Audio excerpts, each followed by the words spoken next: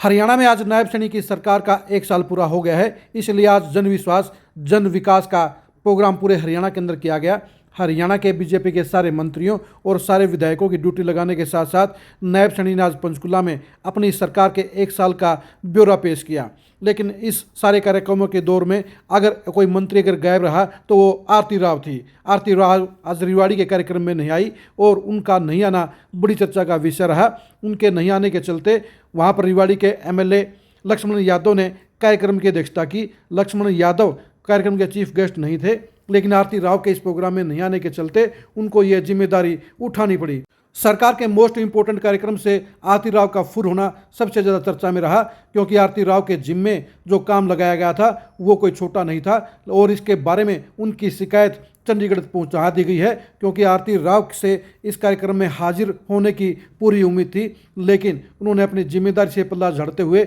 वहां जाना जरूरी नहीं समझा और उसके साथ साथ उनके 2 चेले भी यानी 2 विधायक भी इस कार्यक्रम से दूर रहे। कुशली के विधायक अनिल यादव और बाउल के विधायक डॉक्टर कृष्ण कुमार इस प्रोग्राम में नहीं आए।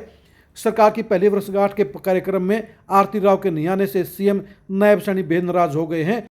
पार्टी और सरकार ने सभी मंत्रियों के जिम्मे एक जिले लगाए थे और उनसे ये उम्मीद की थी कि सरकार की उपलब्धियों को प्रभावशाली तरीके से मीडिया के साथ साथ मौजूद अधिकारियों और बड़े रसूख वाले लोगों के सामने रखेंगे और सरकार की 1 साल की उपलब्धियों का जमकर बखान करेंगे। आरती राव ने सरकार के पहले वर्षगांठ के कार्यक्रम को इग्नोर करके एक बड़ी गलती करने का काम किया है और इस गलती के लिए उन्हें ऊपर से डांट भी पड़ेगी। लेकिन सबसे बड़ी बात यह है कि आरती राव के इस प्रोग्राम में नहीं आने की चर्चा पूरे रेवाड़ी में रही और इसके तरह तरह के कयास लगाए जा रहे हैं और सबसे बड़ी चर्चा यही रही कि आरती राव फरार चल रहे राव इंद्रजीत के कारण इस प्रोग्राम में नहीं आई, क्योंकि हाई प्रोफाइल एसआई संदीप मामले में उनका कनेक्शन जुड़ने के चलते आरती राव और इंद्रजीत सिंह दोनों को ही दिक्कत हो रही है, क्योंकि इस प्रोग्राम में आने के बाद आरती राव को मीडिया के सवालों का जवाब देना पड़ता जो उनके पास नहीं था और मीडिया भी उनसे सवाल पूछने के लिए तैयार बैठी थी। आरती राव को इस बात का आभास था कि वो मीडिया के सामने फंस जाएंगी,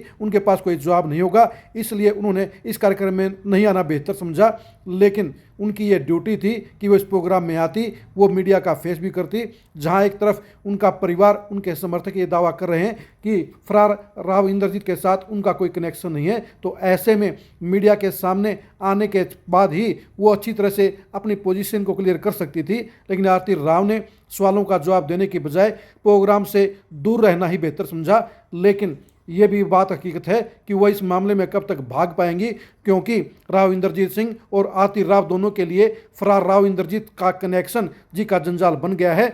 लेकिन ये सच्चाई है कि फरार राव इंद्रजीत के मामले में रामपुरा हाउस घिर गया है और देर सवेर बाप बेटे को इस मामले में जवाब तो देना ही पड़ेगा।